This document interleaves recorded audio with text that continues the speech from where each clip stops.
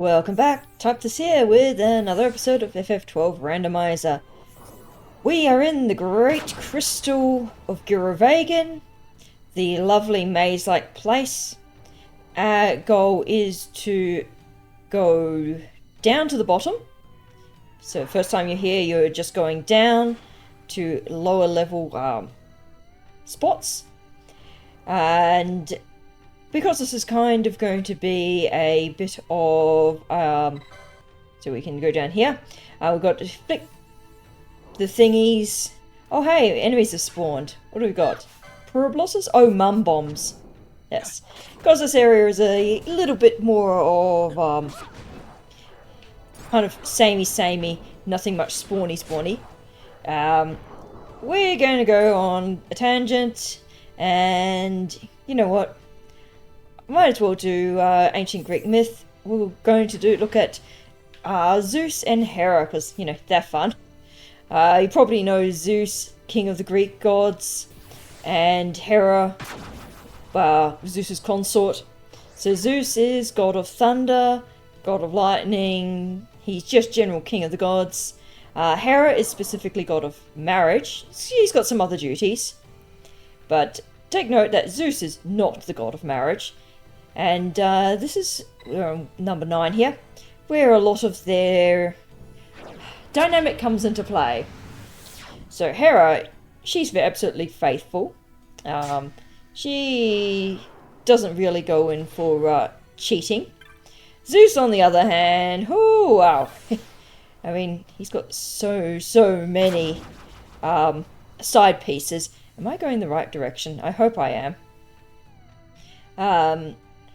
So yeah, Zeus gets with his own mum. He gets with how many bloody nymphs? Few guys in there as well. Like the fact that there's stone 20. I might be going the wrong way. I think I'm not actually 100% sure, but I think the deep crystal might actually be active at this point, and I actually want to be heading down the other way. But with Zeus, the number of consorts that he had, when I was in uni and we found a book that happened to list all of Zeus's consorts, including some of the much more obscure ones that only show up in like one bit, we spotted the name Pluto. And we were like, oh my god, Zeus got with his brother? Before we realised, oh wait, Pluto's the Roman name for Hades, and not the Greek name. Turns out Pluto's just a random nymph that Zeus got within central Greece. So she's, I think, one obscure myth, and that's it. Okay, so it's number 8. That's our exit one. Hera, I mean, you may have heard, Hera is more than a little peeved off at Zeus's unfaithfulness to her and his constant lies to her. I mean, her anger is a little bit justified when Zeus literally just goes, no, I'm totally not going with this girl. Please ignore this strange cow. Wait, she's a Sunagringham. And of course, Hera is like, yeah, totally don't believe her. Why, Zeus, why do you not give me this cow, this Io? Because at the time, Zeus was picking up Io, daughter of, I want to say, Cretan king. But Io, probably underage as well, so, you know, Zeus is not super picky. She picks up on Io. Hera's not fooled. She knows that this cow is absolutely sus, because Zeus has turned Io into a cow to hide her from Hera. And Hera's like, oh, sweetie, what a lovely white cow is here. You know what, you should probably give this one to me as a gift, because, you know, you absolutely love me so much. Why don't you give me this cow? I mean, it's such a small cow. You've got plenty of other ones in your pool of sacrifices. Here, I'll look after her. She can be in my sacred herds. And of course, Zeus can't go, no, this is actually Io, don't ask. So Io gets stuck with Hera for quite some time. The only way that she can communicate with her father is by lowing and saying, well, mooing and saying Io. That's what it sounded like. So I guess the ancient Greek word for moo is Io. And using her hoof to draw the characters E, I, and O in the sand. Eventually, Io does get transformed back. You know, Hera's still pissed at Zeus, of course. Zeus also, he'll transform girls into cows, but he'll also transform himself into a cow. Well, bull, technically. And happily take girls away. I mean, that's how Europa came to be. He abducted the girl, Europa. She was walking along the beach. He's in the surf, a really nice big bull. For some reason, she decides that I'm going to put ribbons in this bull's hair, and she gets conned into like touching the friendly bull. It sounds so bad. And again, this is another girl that is probably of dubious age that Zeus is. Oh, hey, an Aromonio leaf. I can hand in a quest and get another check there. That's neat. Yeah, Zeus is getting her. And the thing is, like, anytime anyone hooks up with Zeus, there's a kid involved. Sometimes it, well, actually, pretty much any time it ends in tragedy. The god of wine, Bacchus / Dionysus. His name is, either one works for him. Most gods tend to have multiple names. Now what are we on? 6, I think this is the one we want. So Bacchus, Dionysus. Bacchus's mum is Alcmene. And we did not go the right way, back this way. So we want to go down a number, not up a number. And that's how you can tell if you've gone the wrong way. You can check, because we are actually looking for number 5. Now, I think we went the loop. Alcmene was wife to, Theban king? I think it was. So she gets seduced by a stranger in the night. Dashing young man. Who are you going after? Comes in, woos her. She's unfaithful to her husband. And did I go the right way? We'll find out. And the thing is, Hera's already pretty sure Zeus has been cheating on her again. Pretty standard. And she's worked out that, that Alcmene is the one that it's happening with. So she pretends to be Alcmene's grandmother? No, nursemaid. So her senior trusted servant. Okay, I have been down here. So where do I go? She's the senior trusted servant, and Alcmene's nursemaid, she says, well, why don't you tell Zeus, well, tell this lover who's been claiming that he's this god Zeus. Really, you're silenced. Tell this man who's been pretending to be Zeus that, why doesn't he prove it? Tell him to come and see you in the raiments of, that he would approach you as he would approach Queen Hera in the bedchamber, which is not a good idea because, you know, gods and goddesses, they do different stuff in the bedchamber, and Alcmene gets Zeus to promise to do this. Zeus, well, first he says, I want you to prove who you are, prove your loyalty to me, swear on your life, or swear on, make an oath, which Zeus does. He promises to tell the truth, or to do anything that she asks of him, before he hears what she asks. And the thing is, Greek gods, once they make a promise, they can't go back on it. Once he's made the promise to Alcmene, Alcmene says, "Come to me as you would Hera," in the bedchamber, and he's like, fuck. Because he knows that he's going to come in with lightning bolts flashing, and he's going to incinerate his little side piece, who he knows is pregnant, because he's Zeus. He's going to make any girl pregnant. One treasure is in here. Excellent. So, there later on, he comes, says hello to her, comes down with lightning bolts flashing, etc. And surprise, surprise, Alcmene is incinerated.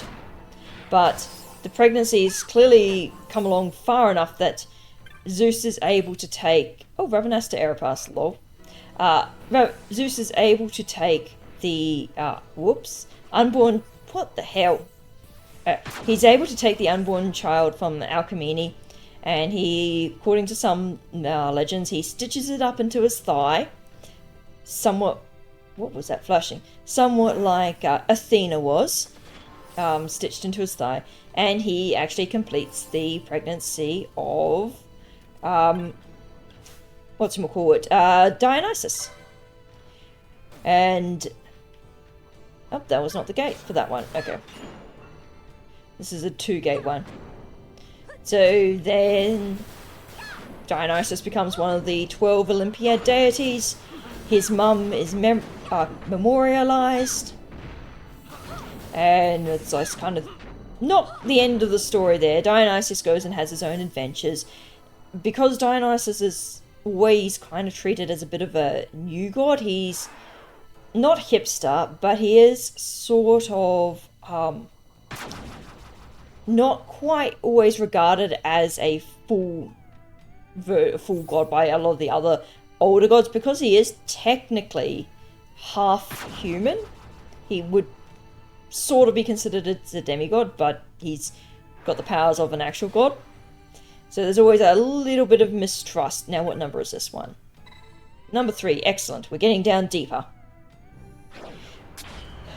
So, and Zeus, yes.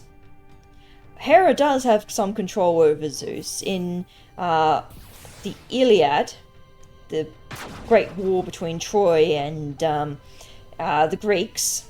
So there's gods and goddesses on both sides of the Troy and Greek divide.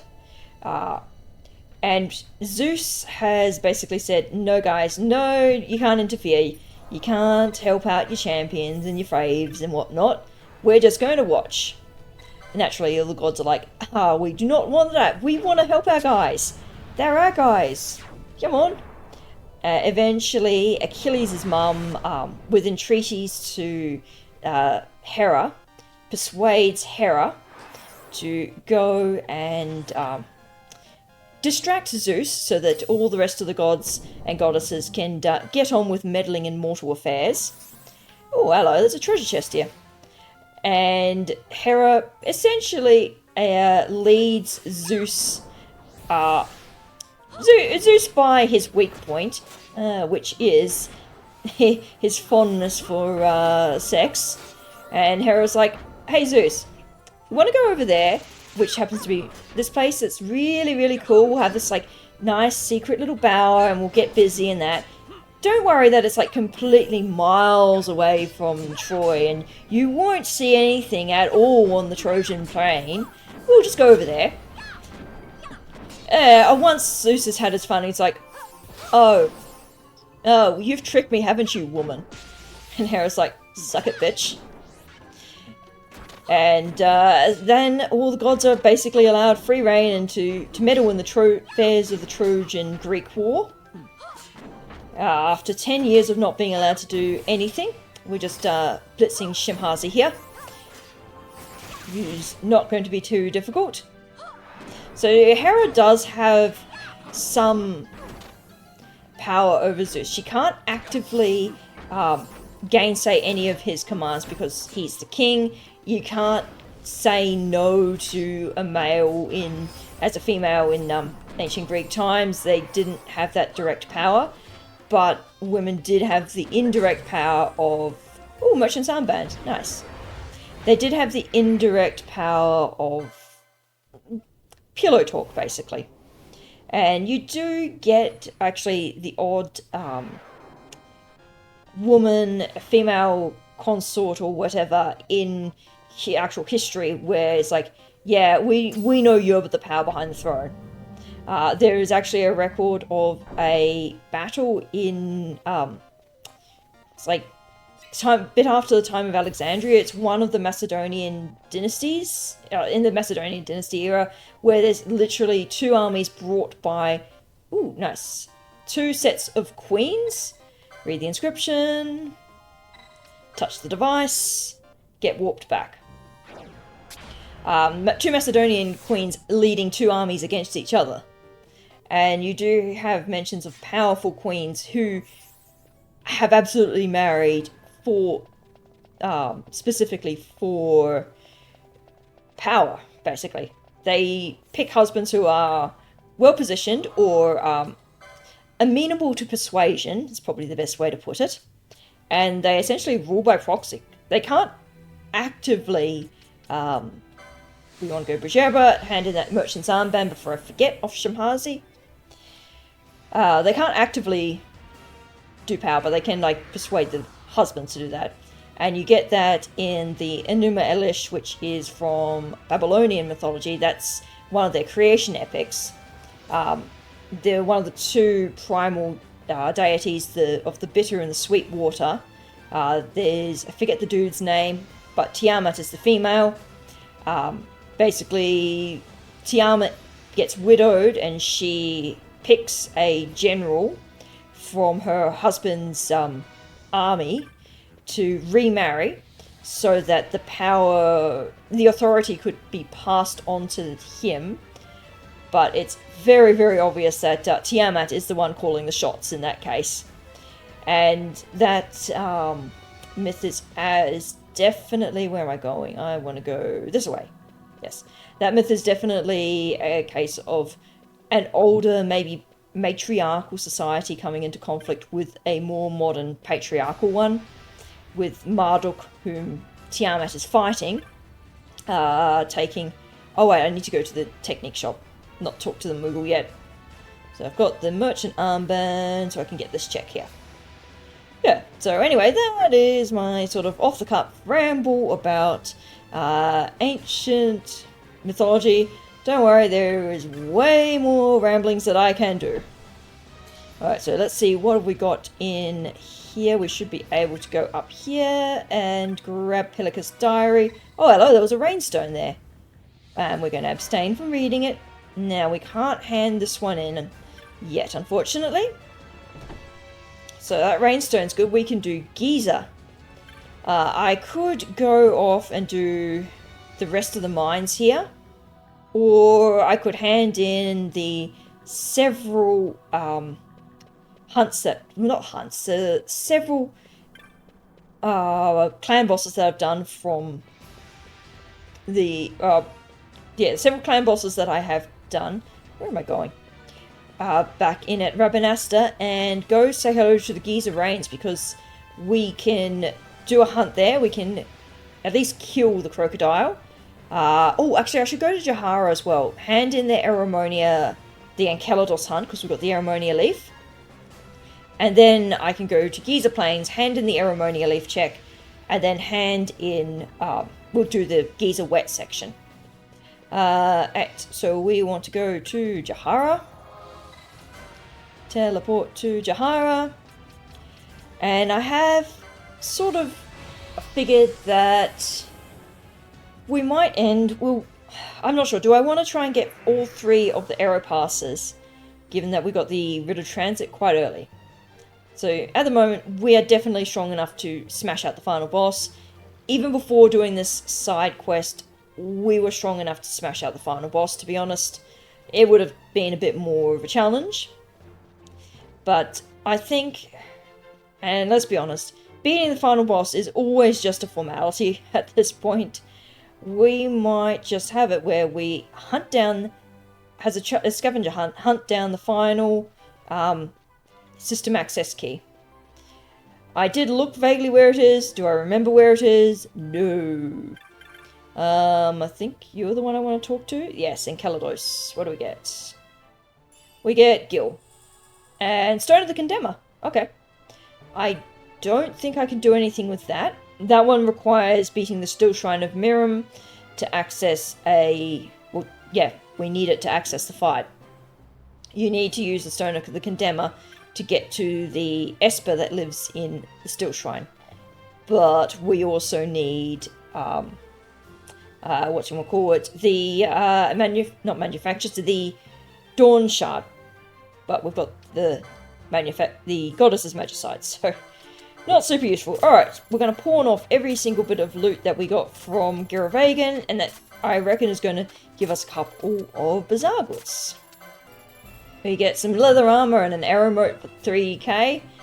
Gigas gear, 17k, it's a main gauche, that is not worth it. Well, we've got our last talk with Kjörn. I've been chatting with her every time I pass this area. So we're making her join the clan. So I think that's the last dialogue, unless there's one more. Because I've talked to her a few times. And I think we're going to get her outside of the clan hall. She'll replace one of the Bungar there. That should be it. And now, I reckon we should have at least one more clan rank. We've defeated bosses. We've definitely got some clan bosses to do. Alright, Gaston clan ranks. Raffalacia. Bergenet. Ensom Gil. Daedalus. What do we get? Leadbolts. Well, that sucks. Tyrant. What's that? Celebrant's Mitre. And 4 Espers. Okay, I forgot that. When did we pick up the other Esper? Vanishka and Yake. Alright, anything new? Carrots. Yeah, Yasmat has definitely not got anything on it. And I think Yasmat would be counted as grindy. So this is what, the one that I accepted the carrot is the last of the Jovi hunts, which can get a reward, and we probably are good enough to be able to beat the Bomb King. And then do all of the hunts in the Deadlands, but we're going to do Giza Reigns first, and hope that we don't have to go to the Deadlands, because I do tend to go there fairly often, because that only requires 2 ones. Alright, so Kjörn. Okay, so she's moved. I think they've also changed it so it's no longer every 15 minutes. That you can just in and out the areas and go get her. Now, I know we had a hint as to what she's got. Maybe she's not there. Maybe she's inside here? I'm pretty sure she should be hanging out in the clan. Alright. See if she's here. If not, then we'll meet at Giza. So we've handed in the Enceladus Aeromonia hunt. You have to do that before you can talk to Lesina about the Aeromonia leaf. And we get an Albina and a Claude trophy. That's not super useful. We are getting more in our air passes, so we can actually do some check hints. It's right. No new hints. Okay. We can actually do a Sky Ferry route, which means that we do have access to another shop. But I'll go and do the wet season stuff.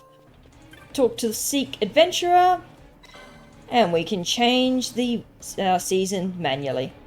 This would actually be a really nice quality of life feature in the base game. If you don't have mods, you have to wait, forget how long of a time period, for the wet and the dry season to cycle. Once you've hit the story triggers to change them. Okay. So there is one hunt that we can start, which is the clan hunt here, which has an item check, and then there is a hunt for us to beat, which is the crocodile. We can't hand that one in, unfortunately, because that one requires, what does it require? It requires the Ring of the Toad, which we do not have yet. We get a Sagittarius. I think we have one of those. It's a bow, and no one can use bows, so that is not useful. The Giza Wet and the Giza Dry do have a different set of items, because they are different maps. And even in the base game, they have different items that spawn. Alright, now let's smash through your text and get your whatever the pot is going to be. We got some gil and fire. Rah, I think. So that's not crazy. Well, that one wasn't worth it. Let's see what the crocodile's gonna get.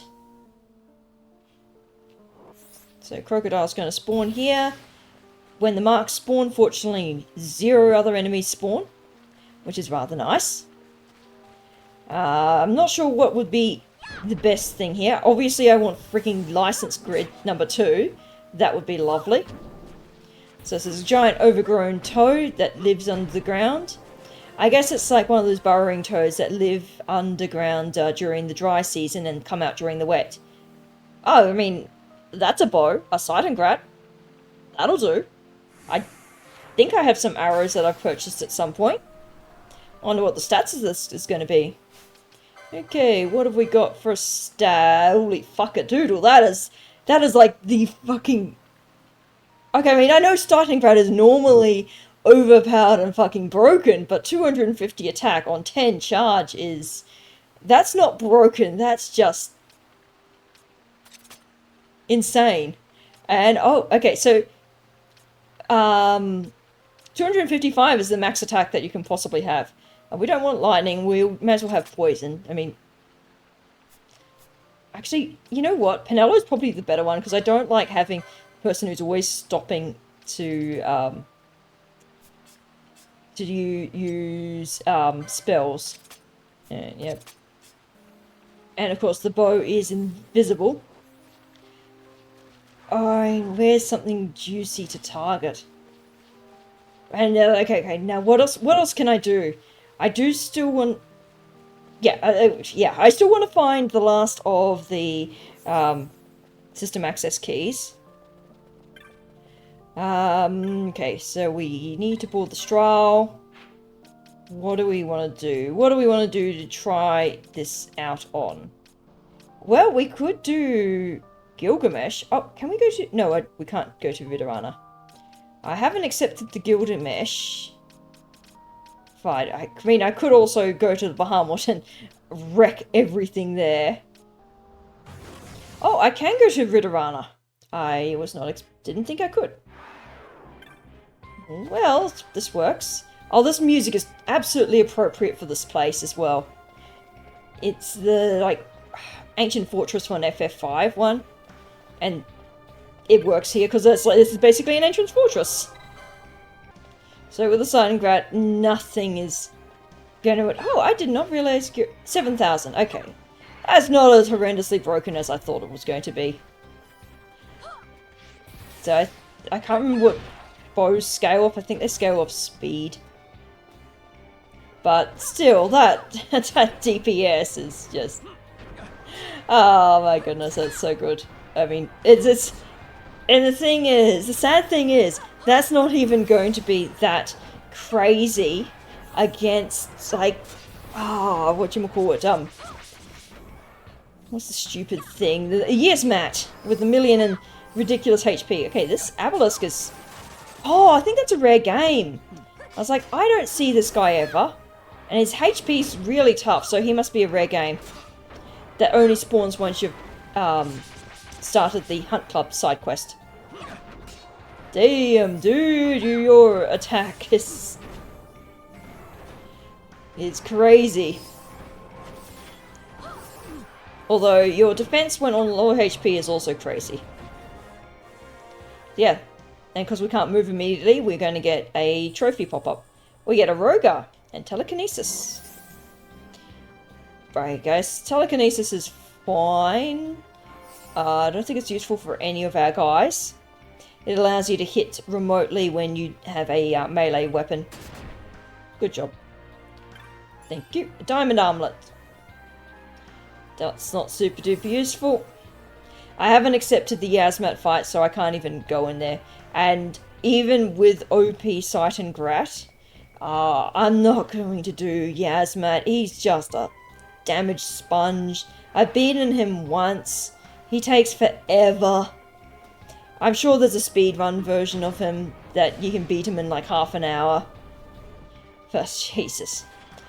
Interesting thing is I have the Japanese Ultimania Omega, which is basically the ISJ Ultimania for this game, and it has a like, is it a what single character or a minimum level challenge run strategy for beating Yasmat, which is kind of cool. And you'd never find that in a Western guide from that era, because like, oh, no one's going to be doing this, but like Japanese game guide writers is like, yeah, we know our player base, we know that someone's going to be trying to do this. Here you go, have a little guide, have all the very practical details that you need to beat this without all the fluff, which is what I like about the Japanese guides, is that they don't faff around with fluff in their writing. It's just like, here you go, here's the stats, have fun. And just leave you to it. It's like the information nicely laid out, easy to find, tables. Whereas you get like the Brady, some of the Brady games for the PS2 era ones, it's like, this is pain. Anyway, I didn't think I could actually access to Giravegan. So, that was a little surprise. Any treasures? No. So we're going to do the Hydro, we're going to get the first 3 black orbs, and then we're going to do the Pyralisk that will spawn once Hydro's dead. And then I think I will call it, because I will work out what I want to do next. Where to go. We've got quite a few different things to do. We can do the whole of the Inebrius Deadlands section. Oh, Firga. Great. That's fine. OP weapon is OP. And we can do... We have access to almost the entirety of the map. Okay, you got rid of him. Curse. So curse is disease. It's also every imaginable ailment. We can do the Fury hunt, which is in the Golmore jungle. We can... Well, I don't really want to, but we can, if absolutely desperate, do Omega and Ultima. But that's desperation. We have... You know what? I don't think I've beaten the second Demon Wall. Probably should beat that. Oh, we've got the Temple of the Ancients theme here. There is a treasure chest somewhere in this zone. Awesome! This zone also includes all the stuff on the other side as well, so... I am not a huge fan of the Pharos Lighthouse. I'll be honest. I just don't think this is the most fun dungeon. It's long, so I may or may not do it. Oh, thank heavens, no items in this area. So we're going to get the Black Orbs, which involves killing the first 3 things here. And we get... Touch the orb. Okay, so these ones are guaranteed 3. Wasn't sure if these ones would be guaranteed 3. Wait for that, grab that, Black Orb. Okay, so guaranteed 3, which means we can progress immediately up. Because I think we have to go down. Wait, to be able to go down, we have to clear the tower. And we've got the mark here, where we absolutely want bubble for this thing. Do you have bravery? Oh yeah, you are definitely getting dispelled. Boys, you're so slow. Holy crap, 5k damage. This guy is definitely nasty to spell though. This is one where having the brave strength lowering ability is really good. Unfortunately, I haven't picked that one up yet. Okay, Ash, you can stay down. Amalia, I mean, you can stay down. Let's see if you can be slowed and...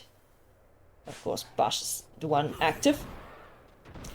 Slowed and blind. Nope, cannot be blinded. That I suspected would be the case. be a bit too overpowered otherwise. So we're going to just keep pin cushioning him. Okay, Bash. We can bring Ash in. Can you be slowed? Yes, you can. So it came up with miss instead of immune. It might take a while, but we want him slowed, so he's doing less attacks. When he is... Okay, there we go. When he is lower on HP, and I think he does get the gambit where he... The ability where he does insta attack, so that will be a bit annoying. Okay, and we're exposing him to reduce his defense, because he will also gain defense as he gets lower on HP, along with doing way more damage. So this is this guy's gambit. He hits like a tank, and that's all he does. He physically attacks. But if you can get away or have a ray around that, and he'll also, yeah, he doubles his level, so he boosts his stats super strong. Holy moly, wow, that did a lot.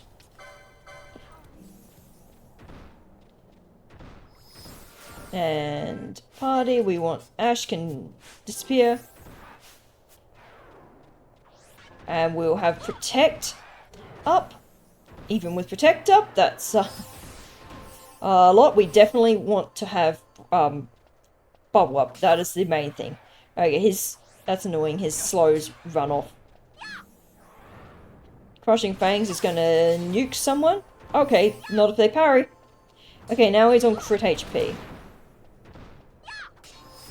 And there we want to make sure that we keep on full HP. And revive with a rise when needed. Run away so that other people don't get hit with AoEs. There we go. Keep him away from Bash. Ooh, owie. Good. 1,000. Run away. Dodging is lovely. Oh, confused. Never mind. He's dead anyway. Oh, I can't arise anymore. Ow. Are we gonna not... I think we're gonna get... We got all this way, and I don't think we're gonna get that last little bit of HP. 5k damage, yeah, he's just insta-killing us. That is a shame. Oh well, but until next time, this is Hype This Out. Maybe we'll do the Pharos Lighthouse. Maybe we will save that one until we get a hint that tells us we need to go there. We will see. Until then, have a good day. Bye.